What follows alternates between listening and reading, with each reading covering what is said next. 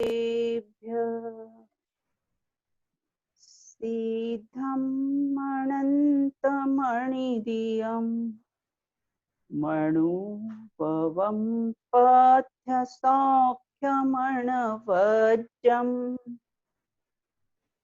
केवलिपहो पणिज्य दुणयति वीरं जिनं नमः।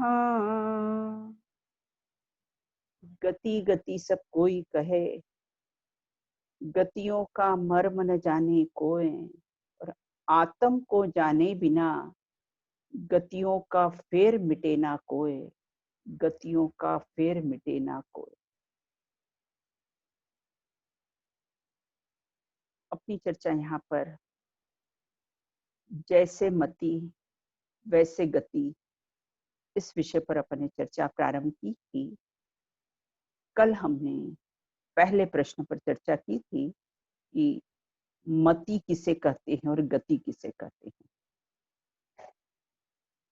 मति का अर्थ, कल भी हमने कहा था कि मति का अर्थ यहाँ पर मति ज्ञान से नहीं लेना, परोक्ष ज्ञान से नहीं लेना। यहाँ मति का अर्थ चित्त है, बुद्धि है और विशेषकर परिणाम और भाव है। अब यहाँ पर दो बातें आई थी। सबसे पहला तो धवला ग्रंथ में गति किसे कहते हैं, तो जो प्राप्त की जाए उसे गति कहते हैं। जैसे हमको ये मनुष्य पर्याय प्राप्त हो गई ना, तो ये मनुष्य गति है। तिरेंच को जो प्राप्त हो गई है वो तिरेंच गति है। नारकियों को जो प्राप्त हो गई है वो नरक गति है। इसलिए जो प्राप्त की जाए उसे गति कहते हैं। इस प्रकार की डेफिनेशन आई है। और दूसरा आया है कि जो गति परिवर्तन में कारण हो उसे गति कहते हैं। कल भी अपने चर्चा की थी कि जैसा कारण होता है वैसा कार्य होता है। तो उसमें भी हमने काल सापेक्ष कारण देखा, कर्म सापेक्ष कारण देखा और भाव सापेक्ष कारण देखा। तो गति परिवर्तन में काल सापेक्ष कारण तो जो उत्सर्पणी और अवसर्पणी काल है, जो प्रति समय, एक समय ना वो काल द्रव्य की सबसे छोटी इकाई है, और जो प्रति समय जो हमारा जन्म मरण होता रहता है, और हम बर्थडे मनाते, मृत्यु महोत्सव मनाते हैं, तो ये हमारा काल सापेक्ष कारण है कि उत्सर्पणी अवसर्पणी के कारण हमारा परिभ्रमण चलता है। दूसरा कर्म सापेक्ष कारण, कर्म में नाम कर्म होता है, नाम कर्म की ये प्रकृति है, गतियां ये नाम कर्म की प्रकृति है। और कर्म की चारों गतियों में हमारा कैसा है, परिभ्रमण होता है। उसमें भी 1260 तो हमारी देव गति के निकल जाते हैं और 740 हमारे नरक के निकल जाते हैं। और जो हमें ये त्रस पर्याय मिली है ये तो बहुत अल्प काल के लिए मिली है। उसके बाद भाव सापेक्ष कारण परिवर्तन का भाव सापेक्ष कारण क्या है, बोले ऐसे मिथ्या दृक ज्ञान चरण बस भ्रमत भरत दुख जन्म मरण। मिथ्यात्व के कारण यह जीव अनादि से जन्म मरण कर रहा है, और बार बार कैसा है ये कितना देह परिवर्तन करते हैं। कल भी कहा था ना, एक श्वास में 8-10 बार, और एक अंतर मुहूर्त में 66,336 क्षुद्र भाव। और किस कारण से हमारा ये भाव बढ़ते हैं, शुभ क्रिया में धर्म माना भाव इसी से बढ़ रहा है। पूजा पाठ व्रत शील संयम, बस इसमें धर्म मानकर, और उसमें भी क्रिया विशेष में धर्म मानकर हम ये अटक गए हैं ना, तो इसी से कैसा है हमारा ये भाव की वृद्धि होती है और गति का कैसा है परिवर्तन होता है। 33 सागर में सर्वार सिद्धि, वहां से आकर यहाँ मनुष्य भाव धारण करके मोक्ष चले जाते और अव्याबादत सुख का रसास्वादन करते हैं। अब आज हम देखो, पुण्य बंध भी दो प्रकार का होता है। क्या कहा? पुण्य बंध भी दो प्रकार का होता है। एक भाव बढ़ाने वाला पुण्य पुण्य बंध और एक भाव का अभाव करने वाला पुण्य बंध। क्या कहा? फिर से, पुण्य बंध भी दो प्रकार का होता है। आपको आवाज आ रही है? अच्छी स्पष्ट आ रही है क्या? हाँ, आवाज स्पष्ट है। तो पहला, पुण्य बंध भी दो प्रकार का। एक कैसा है? भाव को बढ़ाने वाला पुण्य का बंध होता है और एक भाव का अभाव करने वाला पुण्य बंध होता है। जो शुभोपयोग के साथ दया, दान, पूजा इत्यादि करते हैं और सम्यक्त से रहित हो, उसके साथ जो पुण्य का बंध होता है वो भाव को बढ़ाने वाला पुण्य का बंध होता है। उसमें यहां से तो कैसा है, स्वर्ग में प्रमोशन हो जाता है और फिर वहां से फिर डिमोशन। तहते चय थावर्तन धरे, यो परिवर्तन पूरे करे। तो वो भाव को बढ़ाने वाला पुण्य का बंध होता है। और एक पुण्य का बंध होता है जो शुद्धोपयोग के साथ आत्मस्वरूप की लीनता, आत्मस्वरूप की स्थिरता पूर्वक जो पुण्य का बंध होता है वह भाव के अभाव का कारण है। वो उसको सातिशय पुण्य बोलते हैं। वो सम्यक तो सहित होता है और उसको सातिशय पुण्य बोलते हैं। और ये वह सर्वार सिद्धि वाला पुण्य बंध है। वैमानिक देव की ज्यादा से ज्यादा भाव नहीं है उनके, जो वैमानिक देव वाला पुण्य का बंध है। बस वहां से आए और एक भाव हुआ और यहाँ से चल दिए। तो यह बंध नहीं, बंध के अभाव का कारण है। जैसे गैस का जो बलून होता है ना, तो ऊपर जाता है, लेकिन जब गैस समाप्त हो जाती है फिर वो नीचे आ जाता है। तो ये जो शुभोपयोग के साथ जो पुण्य का बंध होता है वह तो कैसा है, वापस से नीचे आता है। और शुद्धोपयोग के साथ जो पुण्य बंध होता है वो एक या दो भाव, 63 सलाह के पुरुषों को इस प्रकार से पुण्य का बंध होता है। लेकिन उस पुण्य के की थोड़ी भी मिठास नहीं, थोड़ा भी उसका अट्रैक्शन नहीं। देखो, भाव को बढ़ाने वाला जो पुण्य है वो औदायिक भाव है और जो भाव के अभाव करने वाला पुण्य बंध है वो छायिक भाव है। वो कर्मों को क्षय करके कैसा है, आगे बढ़ते हैं। देखो, पुण्य, जो पुण्य प्रकृतियों की स्थिति, पुण्य प्रकृतियों की स्थिति पाप प्रकृतियों से आधी होती है। क्या कहा? फिर से, पुण्य प्रकृतियों की स्थिति, स्थिति मतलब समय काल, तो वह पाप प्रकृतियों से आधी होती है। देखो, असाता वेदनी कर्म की स्थिति 30 कोड़ा कोड़ी सागर है, तो साता वेदनी कर्म की स्थिति 15 कोड़ा कोड़ी सागर है। नीच गोत्र की स्थिति 20 कोड़ा कोड़ी सागर है, तो उच्च गोत्र की स्थिति 10 कोड़ा कोड़ी सागर है। तो हम भी विचार करें कि हमारे दिन भर के जो परिणाम होते हैं, अशुभ परिणाम ज्यादा होते हैं और शुभ परिणाम हमारे कम होते हैं। और कदाचित ये पुण्य प्रकृति बांध भी ली हो तो जीव उसको भोग नहीं पाता है, और भोग नहीं पाता है तो धीरे धीरे वो पुण्य प्रकृति पाप में कन्वर्ट हो जाती है। क्योंकि त्रस पर्याय की स्थिति तो मात्र 2000 सागर की है। जैसे हमें खाने की इच्छा रह जाती और पेट भर जाता है, उसी प्रकार से पुण्य प्रकृतियां हमने बांधी है ना, और अगर हमारा ये मनुष्य भाव समाप्त हो जाता है तो वह पुण्य प्रकृतियां भी धीरे धीरे पाप में कन्वर्ट होकर कैसा, जब तक पर्याय की स्थिति पूरी हो जाती है तो वो धीरे धीरे कैसा है, पाप में कन्वर्ट हो जाती है। इसलिए कैसा है, इन पुण्य प्रकृतियों का भी कोई आकर्षण नहीं। जैसे हमारे पास भी होता है ना, पैसा बहुत होता है, साधन बहुत होते और आयु कर्म समाप्त हो जाता है, आयु कर्म के निश्चय खिर जाते हैं और देह छोड़ने की हमारी भोगने का भाव रह जाता है और देह छोड़ने की तैयारी हो जाती है। अपने यहाँ तो भामंडल का उदाहरण आता है। भामंडल सीता का भाई था। सीता जी ने उनको कहा कि देखो अब तो तुम धर्म में लग जाओ। बोले हाँ मुझे धर्म तो करना है, लेकिन अब मैं अभी सारे विषय भोग भोग लूं और फिर धर्म तो करूंगा।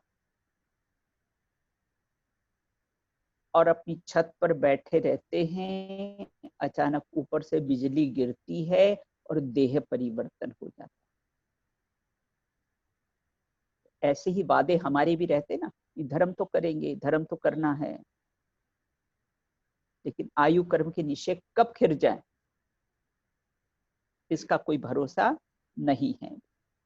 अपने यहाँ तो पंडित साहब के भजन में लिखा है ना, रे पुण्य अपने ठाट तू दिखाता है किसे, संयोगों के वियोगों का भय बताता है किसे। इस सारे संयोगों का वियोग हो जाएगा, लेकिन जो मेरा स्वभाव है, जो मेरे अनंत गुण हैं, उनका कभी भी वियोग नहीं होगा। प्रश्न है कि क्या बाह्य सामग्री पुण्य के उदय से मिलती है? क्या प्रश्न है अपना? क्या बाह्य सामग्री हमें ये सब मिला है ना, पैसा मिला है, गाड़ी बंगला सहयोग परिवार की अनुकूलता सब मिली है, तो क्या ये पुण्य के उदय से मिलती है? हाँ, आज तक तो हमने यही सुन रखा है कि ये पुण्य के उदय से मिलती है, लेकिन ये बहुत स्थूल कथन है। और करणान योग के परिप्रेक्ष्य में अगर हम विचार करें ना, अगर सूक्ष्मता से विचार करें, तो ये पाप और पुण्य दोनों जो परिणाम है ना, ये जीव विपाकी परिणाम होते हैं, क्योंकि जीव ही पाप पुण्य के परिणाम करता है। पाप पुण्य के परिणाम कोई अचेतन जड़ तो करता नहीं है, जीव ही पाप पुण्य के परिणाम कैसा है करता है। तो ये कैसा है, ये जीव विपाकी प्रकृति है।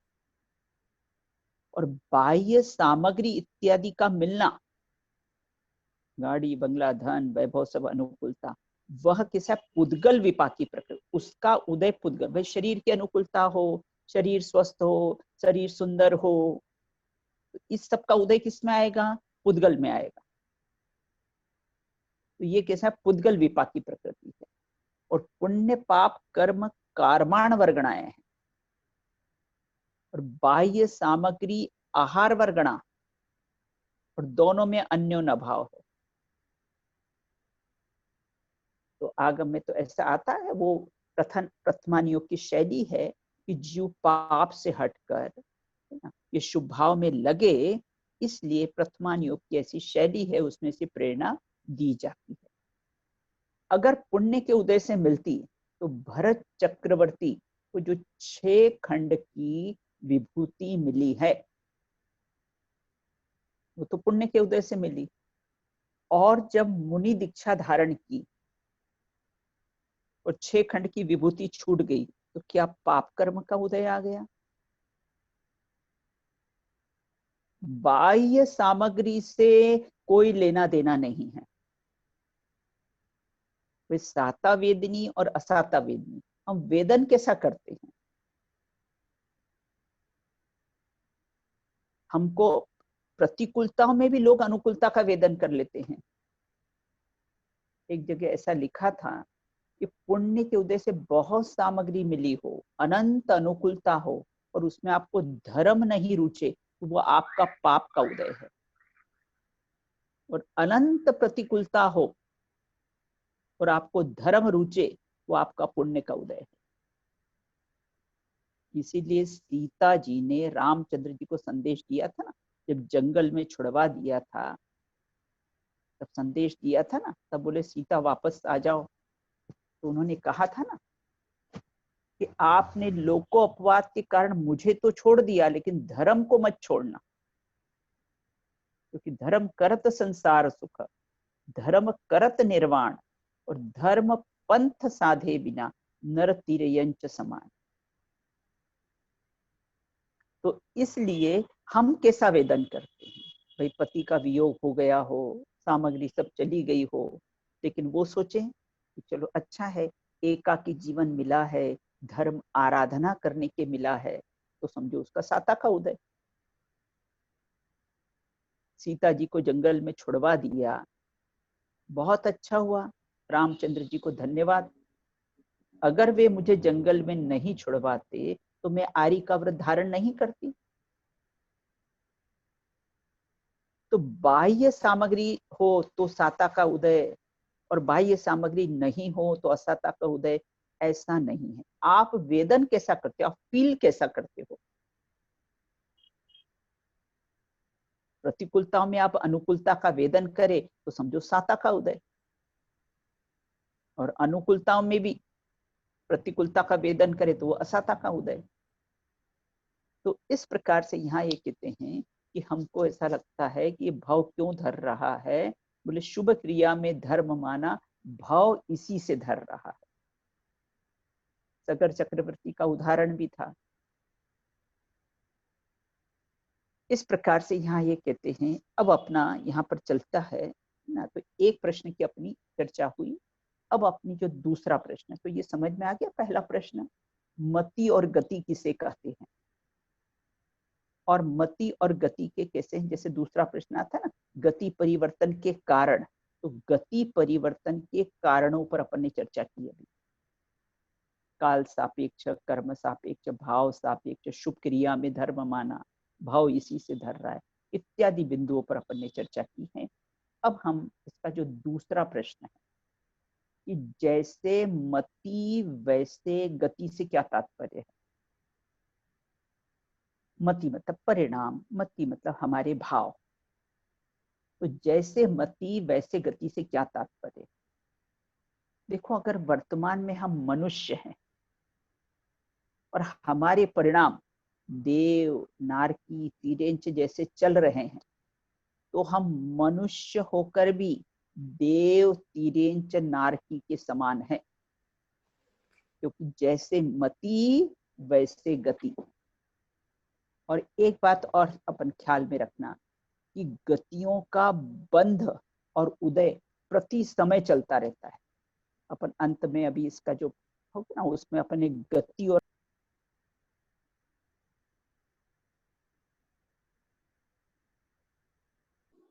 दीदी आप म्यूट हो गए।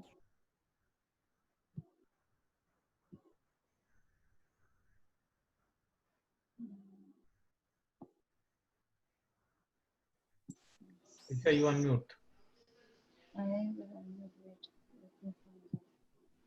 तो अपनी अपनी चर्चा यहाँ पर चल रही थी कि जैसे मति वैसे गति से क्या तात्पर्य है। तो हम वर्तमान में मनुष्य होकर भी द्रव्य से मनुष्य और भाव से हम देव भी हो सकते हैं, नारक भी हो सकते हैं, तिर्यंच भी हो सकते हैं, क्योंकि जैसे मति वैसे गति, और गतियों का बंध और उदय प्रति समय होता है। क्या कहा, गतियों का बंध, आयुष कर्म का तो त्रिभाग में होता है, लेकिन गतियों का बंध और उदय प्रति समय हमारा बंध और उदय होता है। जैसे देखो, मनुष्य गति का हमारा उदय रहता है। जैसे वर्तमान में हमें मनुष्य पर्याय मिली है, मनुष्य गति का उदय रहता है, और 3 गतियों की सत्ता पाई जाती है। थोड़ा करणान योग का विषय है अपने यहाँ। तो सारी कर्म प्रकृतियां सत्ता में पड़ी रहती है, वो तो उदय आता है तो मालूम पड़ जाता है। जैसे फीवर 99 हो तो मालूम नहीं पड़ता है, बाकी 100 और इसके ऊपर हो तो अपने को कैसा है मालूम पड़ जाता है। तो सत्ता पड़ी रहती, उदय एक का, जैसे मनुष्य गति का उदय, और सत्ता में तो अनंत कर्म प्रकृतियां कैसी है पड़ी रहती। तो तीन गतियों की सत्ता पड़ी रहती है और वो मनुष्य आयु के रूप में होकर उदय में आता।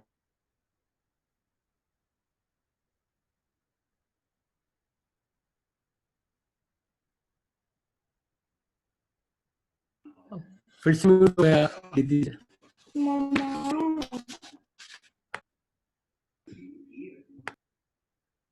तो उसका असर मनुष्य पर्याय में भी देखने को मिलता है।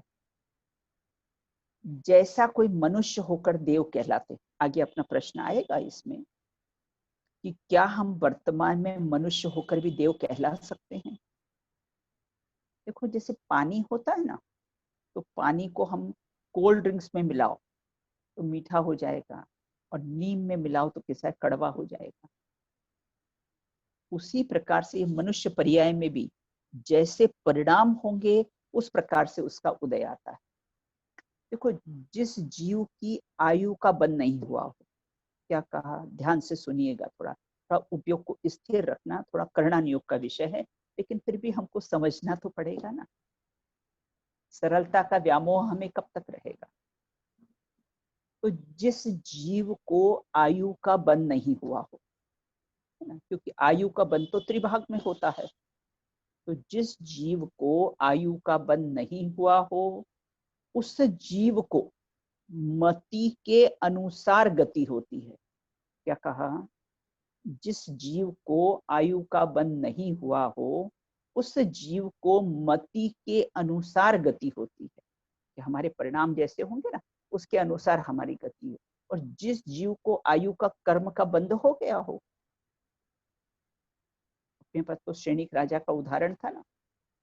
तो दीदी इसी क्वेश्चन एक आपने बोला कि प्रति समय गति बदलती रहती है, आप बोले ना, तो एक वो त्रिभाग वाला आपने जो बोला कि 1/3 आयु में आपकी गति बन जाती है आगे वाली, और उसमें और जो प्रति समय आप जो बता रहे हैं उसमें क्या डिफरेंस होगा।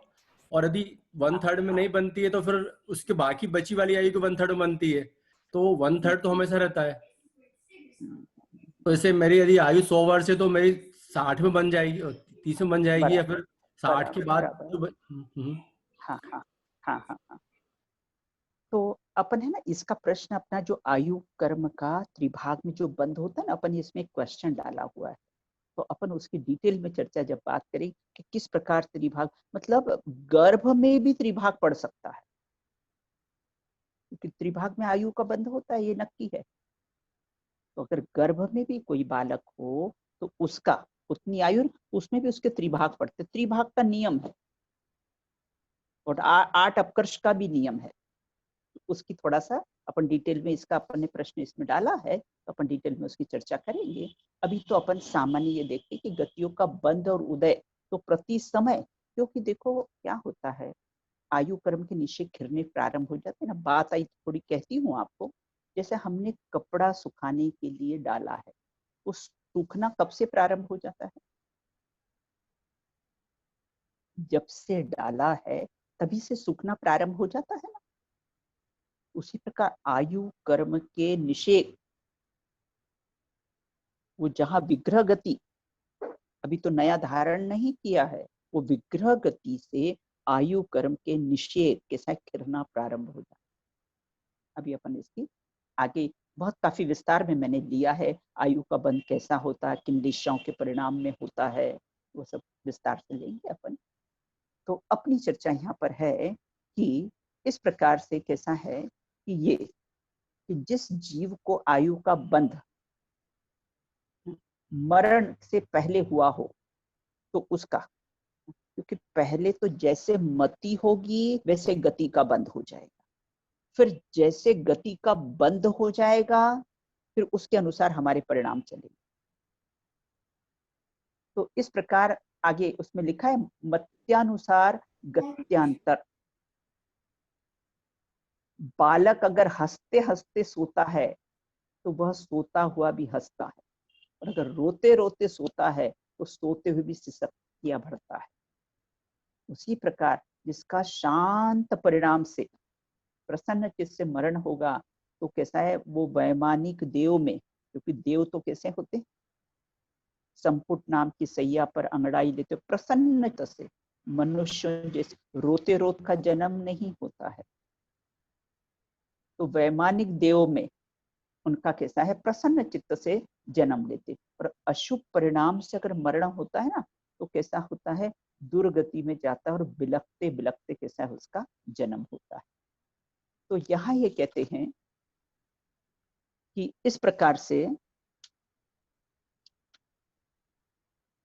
अब हमारा अगला प्रश्न है, तो ये हो गया ना, जैसे मति वैसे गति से क्या तात्पर्य। तो ये प्रश्न समझ में आया कि जैसे अगर हमारे परिणाम होंगे उसके अनुसार हमें गति का बंध हो जाए, और फिर बाद में जैसे जिस गति का हमें बंध हुआ हो तो हमारे परिणाम कैसे उस जाति के ही चलेंगे। मैं आपको बॉम्बे के कोई एक भाई परिचित थे हमारे, पूरा जीवन स्वाध्याय और इसमें सब लगाया जीवन, और बाद में लास्ट में वो बाजार में जाकर आलू का समोसा खाने लगे जब ओल्ड एज हो गई। तो गति का बंद हो गया था ना, तो परिणाम उस जाति के ही आपके चलने लग जाएंगे। अगर अशुभ गतियों में जाना होगा ना तो उस परिणाम उस जाति के चलने लग जाते। तो जिस इस प्रकार कैसा है कि जैसे मति वैसे गति, और फिर जैसे गति फिर वैसे मति। अब प्रश्न हमारा तीसरा प्रश्न है, क्या हम वर्तमान में मनुष्य होकर भी देव कहला सकते हैं। थर्ड क्वेश्चन है इसमें कि क्या हम वर्तमान में मनुष्य होकर भी देव कहला सकते हैं। बोले जो जीव मनुष्य होकर भी, मैंने कहा था ना उदय एक का और सत्ता तीन की पाई जाती, तो मनुष्य होकर भी है मनुष्य, द्रव्य से मनुष्य। कल अपन ने 8 प्रकार की गतियां देखी थी, एक द्रव्य मनुष्य गति और एक भाव मनुष्य गति, एक तिर्यंच द्रव्य गति और तिर्यंच भाव। इस प्रकार हमने गतियों के 8 भेद देखे थे। तो क्या हम वर्तमान में मनुष्य होकर भी देव कहला सकते हैं। द्रव्य से मनुष्य गति, आकार प्रकार मनुष्यों का, तो जो जीव मनुष्य होकर भी अपने आत्मा के अनुभव से तो रहित हो, अर्थात मिथ्या दृष्टि हो, लेकिन मंद कषाई हो, शुक्ल लिस्या के परिणाम हो, मंद कषाई हो, शुभ भाव रूप प्रवर्तन करता हो। लौकिक में भी देखे जाते हैं ना, बहुत से जीव मंद कषाई होते हैं, धर्म में उनको बहुत ज्यादा नहीं लेकिन मंद कषाई होते हैं, भद्र परिणामी होते हैं। तो हम लौकिक में भी ऐसा कह देते, अरे वो तो मनुष्य नहीं है, वो तो देवता है, देवता। तो वो मनुष्य होकर भी देव है, तो उदय कौन सा चल रहा है, वो देवगति का, वो भद्र परिणाम का। देखो अपनी देवगति में भी 10 प्रकार के देव का विभाजन उसमें नहीं, ये उच्च जाति के देव की बात है, वो देवगति ही है। अभी इंदौर में सर सेठ हुकुमचंद जी थे, नाम शायद आप लोगों ने सुना होगा, जिनको कॉटन किंग के नाम से जाना जाता है। बहुत धर्म प्रेमी थे, वो अपनी गाड़ी खुद ड्राइवर और गाड़ी को वृद्धों के घर घर भेजते थे, और उनको कैसा मंदिर आते थे, स्वाध्याय का लाभ लेते थे, और वापस उन वृद्धों को कैसा गाड़ी से घर छुड़वाते थे। तो इस प्रकार से ना, वह उस समय लोग उनको उस समय कहते कि अरे ये तो देवता है, देवता। ये मनुष्य होकर भी कैसे हैं देवता कहला सकते। किस अपेक्षा से, परिणामों की अपेक्षा से। किस अपेक्षा से, अपने भावों की अपेक्षा से। कोई भद्र परिणामी हो ना तो लोग उसको देवता कहते हैं। और बहुत से जीव वैराग्य परिणति के हो, ब्रह्मचर्य व्रत धारण किया हो, रत्नत्रय के आराधी हो, बहुत ज्यादा उनको जाने आने का विकल्प नहीं रहता हो, और उन वैराग्य परिणाम के कारण लोग बोलते अरे इनके तो लोकांतिक देव जैसी परिणति है। और कदाचित उन्हीं परिणामों में आयु का बंध हो गया तो वो कहाँ जाएंगे? 5वें ब्रह्म स्वर्ग में लौकांतिक देव बने, क्योंकि परिणाम यहाँ पर कैसे थे, मति उनकी कैसी थी। तो उसके कारण से, और देखो इस प्रकरण को पढ़ने से मेन अपने को लाभ ये मिलता है कि प्रति समय अपने परिणाम निर्मल रखो, पता नहीं कब आयु का बंद हो जाए। देखो देव और नरक में तो आयु मालूम पड़ जाती है, लेकिन मनुष्य और तीरेंज में कब गैस खत्म हो जाए और रोटी तवे की तवे पर रहे। फिर आपके यहाँ तो पाइपलाइन होगी, या इंडिया में तो सब दूर नहीं है, होता है ना ऐसा कि रोटी तवे की तवे पर रह जाती है और गैस समाप्त हो जाती है। उसी प्रकार से ये आयुष कर्म रूपी गैस कब समाप्त हो जाए इसका कोई भरोसा नहीं। इसलिए इस प्रकरण को पढ़ने से अपने को ये ला कि प्रति समय आप अपने परिणाम अच्छे रखो, प्रति समय पता नहीं कब आयु का बंद हो जाए। देखो व्यंतर जो होते हैं, व्यंतर जाति के आश्रय के कारण जिसको बहुत क्रीड़ा करने की इच्छा हो, देवगति के आश्रय के कारण ना बहुत कौतूहल की भावना हो, बदले की भावना हो। बदले की भावना एक प्रकार से जंगली न्याय है, न्याय तो है लेकिन जंगली न्याय है। उसमें अपने बताया था कि सबसे क्षमा क्षमा उत्तम क्षमा के दिन अपने चर्चा की थी। तो बहुत क्रीड़ा करने की इच्छा हो, कुतूहलवासी हो, बदले की भावना हो, तो वह मनुष्य होकर भी कैसा है, व्यंतर है। और व्यंतर जाति के आश्रय के कारण भी बताए थे ना कि धर्म में इतनी रुचि तो नहीं हो, लेकिन अपने को धर्मात्मा दिखाने की भावना अंदर से हो कि हम बहुत धर्मात्मा है, और अंदर से इतनी धर्म की रुचि नहीं हो। लोग दिखावण मंदर जावा, मोटा मोटा तिलक लगावे मनड़ा, प्रभु रो भजन तने कद भावे। तो इन्हीं परिणाम में कभी कुतूहलवासी हो, बदले की भावना हो, बहुत क्रीड़ा करने की इच्छा हो, और इस प्रकार से धर्म की रुचि नहीं हो और धर्म का दिखावा हो। क्योंकि धर्म तो प्रदर्शन की चीज नहीं है, ये तो निज दर्शन की चीज है। और इन्हीं परिणामों में कभी आयु का बंद हो गया तो कहाँ हो जाएंगे, वो व्यंतर में चले जाएंगे। वो मेंढक की स्टोरी तो सबको मालूम है ना, वहां पानी पानी पानी का सेठ जी को परिणाम था, बाह्य से लगे कि सेठ जी सामायिक कर रहे हैं और अंदर में उनको पानी पानी पानी का परिणाम था ना, तो कहाँ जन्म हो गया ना, वो मेंढक बन गए ना। क्योंकि जैसे मति वैसे गति, और मेंढक बनकर भाव था, कल भी चर्चा की थी ना, देव दर्शन की इच्छा थी तो मरकर कैसे देव हो गए। तो जैसे मति वैसे गति।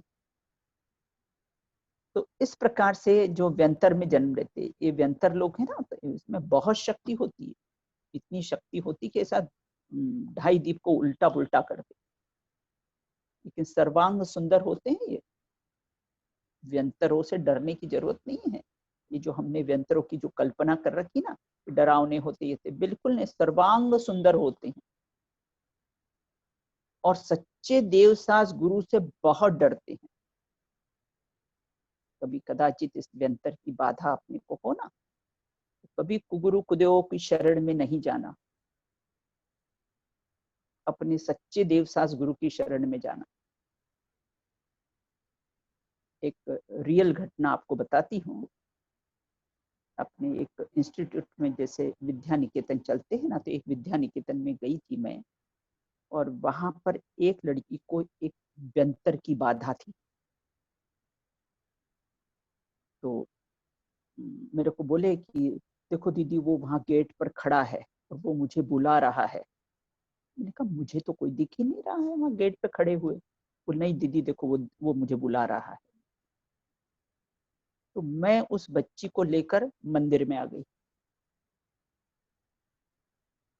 और मंदिर में आ गए और मैंने उसको अपनी गोद में उसको सिर रखा उसका।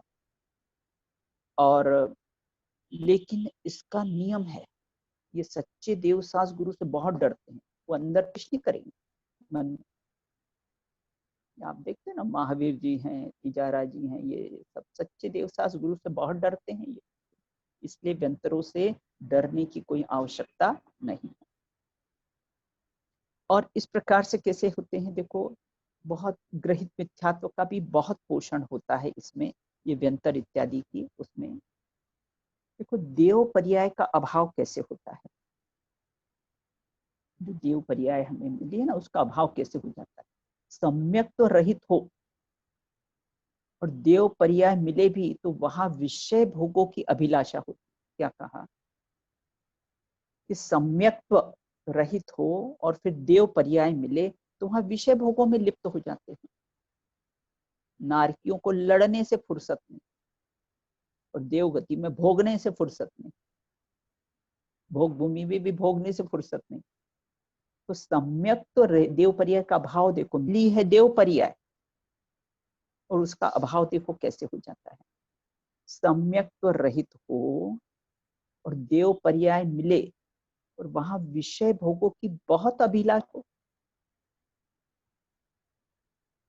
तो छडाला में आता है ना, बहुत विशेषज्ञों की अभिलाषा हो, और मालूम तो पड़ ही जाता है 6 महीने पहले कि अब यहाँ से हम मरकर, क्योंकि अवधि ज्ञानी होते हैं, और यहाँ से देह परिवर्तन होकर हम कहाँ जाएंगे ये तो मालूम पड़ जाता है। तो तहते चय थावर्तन धरे, यो परिवर्तन पूरे करे, कि अब यहाँ से जाके अरे एक इंद्री में जन्म हो जाएगा। और कहीं जगह तो ऐसा भी आया है कि वहां पर वो इस प्रकार का विचार करते हैं कि अरे यहाँ तो देव गति है, यहाँ तो वैकृक शरीर है, और मनुष्य तिर्यंच का तो कैसा है, औदारिक शरीर है। तो अच्छा हो जिससे तो एक केंद्री हो जाए, जाकर कैसा एक केंद्री में जन्म हो जाता है। आचार्य अमृतचंद देव है ना, वो तो ऐसा लिखते हैं कि जो हमको ये कर्तृत्व की भावना होती है, मैंने किया, मैं कर सकता हूँ, मेरे बिना नहीं कोई हो सकता है कार्य, इस प्रकार की भावना होती है ना, तो आचार्य अमृतचंद देव लिखते हैं कि मैंने ये शास्त्र बनाया, कलम उठाई, उसको लिखा, ये सब उद्गल का खेल है, इनमें ना ही हमारो मेल, ये शुभ भाव रूपी अपराध है, क्योंकि यहां से जाके देवगति में चले जाएंगे तो यहाँ तो कैसा संयम महाव्रत के धारी, और वहां देवगति में तो असंयमी होते हैं, चौथे गुणस्थान से आगे गुणस्थान बढ़ता ही नहीं है। तो इसलिए क्या विचार करते हैं, स्वर्गों से मिले निमंत्रण, मैंने उसको ठुकराया, लोकाग्र शिखर सिंहासन है प्रभु मुझको भाया। इसलिए ये जो शुभ भाव के परिणाम है, मंद कषाय के परिणाम है, उसका भी कोई अट्रैक्शन नहीं, उसकी भी कोई आसक्ति का भाव नहीं। अपने तो शुद्ध भाव की चर्चा, शुभ अशुभ दोनों को तो कैसा है एक कैटेगरी में रखा है, तो अपने यहाँ तो शुभ भाव की कैसी है चर्चा होती है। जब क्रोधादि के परिणाम आए तो समय सार की 181 से 83 गाथाओं को याद कर लें। योग में उपयोग है, क्रोध में क्रोध, जब भी देखो धर्म परिभाषा नहीं प्रयोगात्मक है, तो इसका अगर हम प्रयोग करें, क्रोध आए तो क्रोध में क्रोध है, उपयोग में उपयोग, मैं मेरे में हूं, क्रोध क्रोध में है, मेरे में क्रोध नहीं है, और मैं क्रोध में नहीं हूं, अर्थात उन परिणामों में मैं नहीं हूं। तो इस प्रकार से ये शुभ भाव का भी जो अट्रैक्शन हमको होता है ना, वह भी सारा अट्रैक्शन कैसा है, समान एकमात्र शुद्ध भाव। और शुद्ध भाव होते हैं ना, तो उसमें ये शुभ भाव आते हैं, वो छाती से पुण्य बंध का कारण है। देखो, बचपन से लेके 55 तक सबने ताश तो खेले ही होंगे। तुरुप का इक्का जिसके पास आ जाए तो क्या होता है, बाजी उसके हाथ में रहती है। तो यहाँ ये कहते हैं अनंत गुण रूपी वैभव संपन्न के मालिक बन जाते हैं। तो निर्मल पर्याय प्रकट हो गई। जैसे तुरुप का इक्का है और वो निर्मल पर्याय के प्रकट होने पर अनंत गुण रूपी संपदा के हम मालिक बन जाते हैं। तो इस प्रकार से कैसा है, देखो जैसे लौकिक में होता है ना, पैसा खुदा तो नहीं पर खुदा की कसम खुदा से कम भी नहीं, ऐसे लौकिक में चलता है कि पैसा खुदा तो नहीं कि खुदा की कसम खुदा से कम नहीं। उसी प्रकार से वर्तमान में आत्मा परमात्मा तो नहीं लेकिन परमात्मा से कम नहीं है। भगवान के दर्शन भी करना ना, तो विचार करना, खुदा की शान तुझ में है, दिखे भगवान मुझ में है। देव दर्शन से कैसा है। अच्छा, मिरर किस लिए देखते हैं हम? उस मिरर में अगर हमारा चेहरा नहीं दिखे तो मिरर किस काम का? वो तो दीवाल है। उसी प्रकार भगवान के दर्शन करने में अपना दर्शन नहीं हुआ हो, ऐसा ही प्रभु मैं भी हूं, ये प्रतिबिंब सु मेरा है। और इन परिणामों से ही ये गतियों का फेर मिटेगा। और भव भव में जो हम अनादि से भटक रहे हैं, फिर जन्म फिर मरण फिर जन्म फिर मरण। और कितना बच्चे गर्भ में आते हैं तो ही कैसे समाप्त हो जाते हैं और समाप्त कर दिए जाते हैं। अरे, पंचेंद्रिय जीव की हत्या का पाप लगता है इसमें। दीदी आपने तो बताया इस कि प्रकार से अपने इसकी चर्चा की। हाँ बोलिए आपने बोलिए। सम्यक्त्व के अभाव में हम जो हाँ, पुण्य कर्म करते हैं तो उससे देव बन जाते हैं और वहां पे विषय भोगों में लिप्त हो जाते हैं। बराबर। तो ऐसे कुछ हाँ ऐसे हाँ कुछ बिल्कुल। कार्य ऐसे होते हाँ हैं जो अच्छे होते हैं, हम बोलते हैं कि अच्छा काम कर रहा है, दान दे रहा है या फिर इसको कुछ करा रहा है, तो जी हाँ जी एक तो हाँ। वो अच्छा, तो वो तो हाँ हो सकता है कि वो सम्यक्त्व का अभाव है उस जीव में और वो विषय भोगों में फंसे, देव बने विषय भोगों में रहे। लेकिन कई बार हम उसकी हाँ हाँ अनुमोदना भी करते हैं, जैसे कि यार ये तो बहुत ही अच्छा काम करता है, इसने तो इतना लाख बराबर रुपए दान बराबर दे दिए हैं। करना। तो जब हम उसकी बराबर। अनुमोदना करते हैं तो उस वक्त उस जीव का क्या, जो अनुमोदना कर रहा है वो भी मतलब वो भी उसकी गति पे भी अंतर पड़ेगा इससे क्या? हाँ बिल्कुल।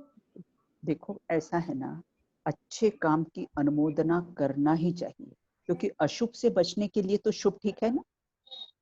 हाँ हाँ। अशुभ से बचता है वह जीव। अगर ये पैसा अगर इसमें नहीं लगाता तो विषय भोग में लगाता। तो इसलिए तो किसी इसकी अनुमोदना करनी चाहिए कि बहुत अच्छा, अभी सम्यक तो नहीं है लेकिन ना, इस प्रकार का मंद कषाय के परिणाम हो, दयादान के परिणाम हो, ये अशुभ से बचने के लिए ठीक है, लेकिन वो अटकने का मार्ग नहीं है। यहाँ कहने का तात्पर्य यह है कि वो अटकने का मार्ग नहीं है। मंजिल अपनी ख्याल में रखो, ठीक है। और अपनी मंजिल ख्याल में रखें तो ये भाव आएंगे और आना ही चाहिए। नहीं आए तो बुद्धिपूर्वक लाना, आगम को पढ़कर ना। तो उसका निषेध नहीं है भैया, लेकिन वो निषेध कब है? वो शुद्ध भाव की अपेक्षा से उसका निषेध है। अशुभ की अपेक्षा से तो शुभ करने लायक ही है। और अभी देखो अपने में शुद्ध में तो ठहरा नहीं जाता है, तो ये भाव तो आएंगे ही आएंगे, दया के, दान के, पूजा के, भी चाहे मिथ्या दृष्टि हो। लेकिन तो कई बार आज अनुमोदना से ये भी होता है ना कि हम जिस जीव की अनुमोदना कर रहे हैं तो जी हाँ उसमें उस चीज से कई बार लोगों को मान आ जाता है। तो वो जो मान आया तो वो जीव की गति तो खराब हो गई। उसे अच्छा तब भी हाँ किया, बराबर। संयम भी रखा और हाँ बराबर। लेकिन हम भी उसमें भागीदार हो गए कि उसमें उस जीव की गति हमने ही खराब कर दी। नहीं नहीं नहीं नहीं, देखो हमारा अभिप्राय क्या था भैया, हमारा अभिप्राय ये था ना कि बहुत अच्छा है ये पैसा, अगर वो अशुभ में लगता तो इसलिए हमने उसकी तारीफ करी है। हमारा तो ये अभिप्राय था ना, जैसे हम भी दान की प्रेरणा देते हैं, तो हमारा तो अभिप्राय था ना। लेकिन उसको दान देने में मानता है तो ये तो उसका नुकसान है। उस देने वालों को भी अंदर में ये भावना होनी चाहिए। अपने तो दान धर्म के दिन अपने बात करी थी ना कि भैया ये पैसा अगर इसमें नहीं लगेगा तो निश्चित निश्चित विषय भोग में लगेगा, इसलिए बहुत अच्छा है देवसास गुरु की आराधना में लगे। अपने यहाँ तो कहा था ना, दान प्लस मान है ना, दान प्लस अहंकार इज इक्वल टू मार्दव का अभाव, और दान माइनस अभिमान ये मार्दव भाव है। तो अभिमान तो आना ही चाहिए।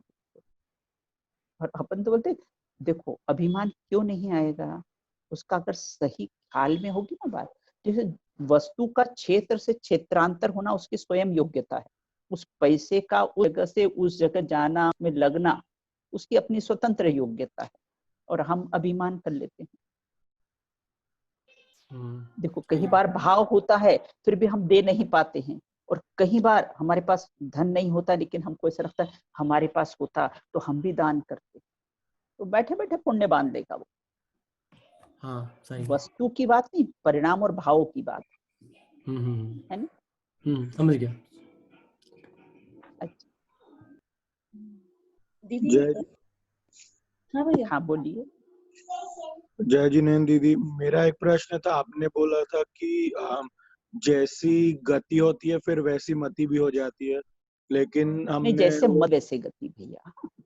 हाँ लेकिन फिर एक बार हमारी जैसे मत वैसे गति, वो हाँ थोड़ी शुरू मिस्टेक हो गई थी लिखने में, लेकिन वो हाँ नहीं, अपना मम्मी चैप्टर तो है दीदी मैं इसको जैसमती क्लियर वैसे कर गति। देती हूँ। दीदी मैं इसे क्लियर कर देती हूँ। वो टाइपिंग में स्टार्टिंग में सब्जेक्ट की टाइपिंग में मेरे से मिस्टेक हो गई थी। वास्तव में भैया जो कह रहे हैं वो ये कह रहे हैं कि जैसे मति होती है वैसी गति हो जाती है, हाँ और उसके बाद रिवर्स हो जाता है, यही बोल रहे हैं भैया? जी बिल्कुल वही मेरा प्रश्न था। तो फिर राजा श्रेणी का उदाहरण कैसे समझेंगे इस? देखो राजा सैनिक थे ना, तो राजा सैनिक को क्या पहले किस भाव उनको आए थे कि मुनिराज के गले में सर्प डाला, है ना, ऐसे भाव आए थे। और वो भाव क्यों आए थे, और वास्तव में वो नरक आयु का जो बंद हुआ था ना, वो किसके कारण हुआ था कि मतलब ऐसे गुरु भी नहीं हो, क्योंकि वो बौद्ध धर्म के अनुयायी है राजा सैनिक, और रानी चेलना जैन की अनुयायी थी। तो उन्होंने जी सोचा कि मतलब एक एक दुखी विराध नहीं की, उन्होंने पूरे जैन परंपरा की आराधना, और उसके बाद उनको कैसे आयु का बंद हो गया, और 7वें नरक की आयु बंद हुआ था उनको। और बाद में जब यशोधर मुनिराज ने उन दोनों को धर्म वृद्धि, तो उनके एकदम परिणाम बदल गए। अरे रानी चेलना ने सर्प निकालने का भाव करा, सर्प निकलवाया, क्योंकि सर्प निकाला नहीं, क्योंकि स्त्रियां कभी मुनिराजों स्पर्श नहीं करती।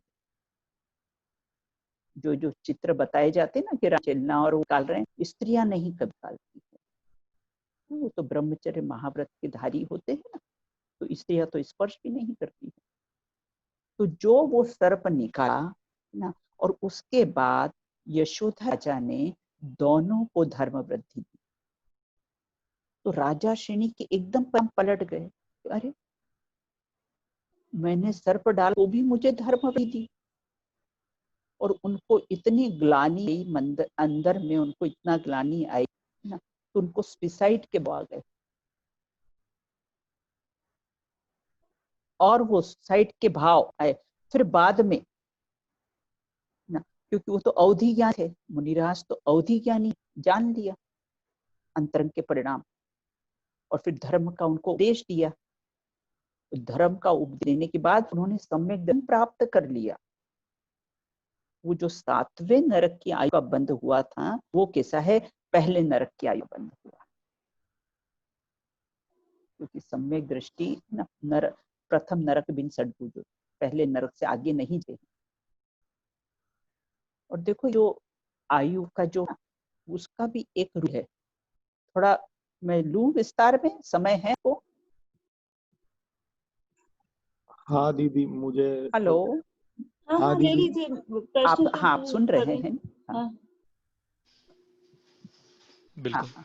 तो इसमें भी देखो एक नियम होता है, जब जब भी ये संक्रमण होता है ना, मतलब जो परिवर्तन होता है वो आयु का आयु में, मतलब ये कोई भी कर्म प्रकृतियों का जब परिणमन होता है ना, बदलती संक्रमण होता है ना, तो आयु का आयु में ही होगा। हालांकि सम्यक दर्शन प्राप्त तो उन्होंने कर लिया, तो ऐसा नहीं वो नरक आयु कब हो गया हो तो फिर वो कैसा है, मनुष्य आयु में आ जाते, अर्थात तो देव आयु में जाते, ऐसा नहीं होता है। ये करणानुयोग का नियम है, ये कर्म प्रकृति का नियम है कि ये संक्रमण भी होता है तो उसी का उसी में स्वजाति, इसको आगम की भाषा में स्वजाति बोला जाता है, इस स्वजाति में ही संक्रमण होता है। तो 7वें नरक की आयु बांधी थी ना, वो पहले नरक की आयु रह गई थी, तो उस आयु का ही आयु संक्रमण हुआ। तो इस प्रकार से अपने को श्री राजा के उदाहरण को ये मालूम पड़ता है कि देखो परिणाम के जैसे पहले मति फिर वैसे गति, फिर जैसे गति का बढ़ जाता है फिर कैसे मति चलने लग जाती है। तो इस प्रकार से ये प्रोसेस बताई है आगम में। और कोई प्रश्न है आप? दीदी मेरा प्रश्न था, जैसे कि देव गति में तो हाँ पता बोलिए। चल जाता है कि अब आयु समाप्त होने वाली है, तो नरक गति में भी पता हाँ चल बराबर। जाता है कि आयु समाप्त होने वाली है कि नहीं, वहां नहीं पता चलता? हाँ हाँ, नहीं वहां भी चाहे वो अवधि ज्ञानी होती, और ये अवधि ज्ञान का भी ऐसा रहता है ना, उसकी भी सीमा मर्यादा होती है, और अवधि ज्ञान के भी भेद प्रभेद पड़ेगी ना, तो उसमें भी उसकी कैसा है कि कौन कितनी सीमा तक जा सकता है, कौन कितना जान सकता है, इसके अलग अलग क्राइटेरिया है। तो नरक आयु में भी अवधि ज्ञान तो इनसे रहता है, लेकिन कुअवधि, सम्यक दृष्टि हो उसको सुअवधि ज्ञान रहता है, और अगर मिथ्या दृष्टि हो ना उसको कुअवधि ज्ञान रहता है। वो कुअवधि से भी लगा लेता है, लेता है, लेकिन उनकी भी अपनी सीमा मर्यादा कि कितना जान सकता है कितना नहीं जान सकता है। क्योंकि वैकृत शरीरधारी दोनों ही होते, देव भी वैकृत शरीरधारी हैं और नार की भी वैकृत शरीरधारी होती। जी अरे जी थोड़ा बहुत तो मनुष्य की रेंज में भी ये ज्योति लोग बता देते हैं। ये अब आपके अरे डॉक्टर ही बता दे 72 घंटे का टाइम, 48 घंटे का टाइम, थोड़ा बहुत ही बता देते हैं। अच्छा, एक और बात थी कि जैसे अपन बोलते हैं कि अंत समय जैसा होता है, उससे कहते हैं कि हाँ अगली गति भी वैसी बंधने वाली होती है, अंत समय जैसा आपका रहता है। तो अब जब किसी का सडनली एक्सीडेंट हुआ तो परिणाम तो बहुत ही बराबर। दर्दमय होंगे, आप मतलब धर्म में तो नहीं होंगे, तो हाँ फिर हाँ उससे मतलब गारंटी हाँ हाँ है या ऐसा कुछ होता है कि थोड़ा अंदाजा लग सकता है, या बहुत बीमारी हाँ से हाँ गए बराबर। कोई देखो तो? ऐसा है कि ये अंत समय में ना, हाँ हाँ हाँ हाँ, कोई अपने को बाह्य प्रतिकूलता देखती, लेकिन उसके अंतर के परिणाम कैसे वो हम नहीं जानते। और अपने यहाँ एक उदाहरण आता है, कोई लेडी थी, वो बॉम्बे से अहमदाबाद आ रही थी, फ्लाइट में आ रही थी, और बीच में उस अनाउंसमेंट है तकनीकी खराबी आ गई, और फ्लाइट में कुछ तकनीकी खराबी आ गई, उसमें है कि अभी कोई भरोसा नहीं है कि ये मतलब प्लेन कहाँ जाके गिरा। अब और वो जब गिरते समय तो इसकी कैसी हो जाती है ना, तो उस समय वो गुजराती लेडी थी, तो जब प्लेन नीचे गया, डेथ हो गई, तो उस समय उसके सीट के नीचे है ना एक स्लिप मिली, और वो स्लिप में लिखा था, હું આત્મા છું, મારું જન્મ નથી, મારું મરણ નથી। तो अंत समय में ऐसे परिणाम आए, इसका मतलब उसका शुभ गति मन होना था। नहीं तो उस समय अब क्या होगा क्या होगा ये वो न, कितने आकुल व्याकुल परिणाम हो जाते हैं। और अंत समय भी ऐसा है, देखो 8 अपकर्ष, अपन इसकी चर्चा जो प्रकरण आएगा ना बहुत बार में करेंगे इसकी, कि अपने आयु का 8 अपकर्ष मतलब 8 चांस अपने मिलते हैं लाइफ में। और उसमें भी अगर आयु का नहीं तो लास्ट में ट्रांसफर के पहले तू का बंद नियम से हुआ ही। तो इस प्रकार से जी दीदी। और कोई प्रश्न है जो अपने को समझना चाहिए? अभी अभी कुछ है, कोई शंका जिसे अभी अपन डिस्कस कर सकते हैं? चलिए फिर जिनवाणी स्तुति लेते हैं। बोले जिनवाणी माता की जय हो। जिनवाणी स्तुति। मिथ्यातम नाश वेको ज्ञान के प्रकाश वेको आपा पर भास वेको भानु सी बखानी छाऊं